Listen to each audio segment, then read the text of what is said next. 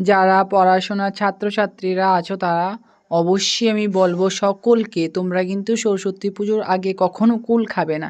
যদি সরস্বতী পুজোর আগে কুল খাওয়া হয় সেটাতে কিন্তু আমাদের বিদ্যা নষ্ট হয়, বুদ্ধি নষ্ট হয়, বুদ্ধি কমে যায় এবং বিদ্যা, স্মরণশক্তি, জ্ঞান এসব একদম কমে যায়, বাগদেবীর কৃপা হয় না। তার জন্য আমি সকলকে বলবো তোমরা কিন্তু সরস্বতী পুজোর আগে একদম কুল খাবে না। যারা যারা স্টুডেন্ট রয়েছো তারা একদম অবশ্যই কুল খাবে না। ভগবানকে আমরা সমস্ত কিছু নিবেদন করতে পারি, কিন্তু আমি বলবো ভগবানকে নিবেদন করলেও কিন্তু তোমরা ওই কুলটা নেবে না।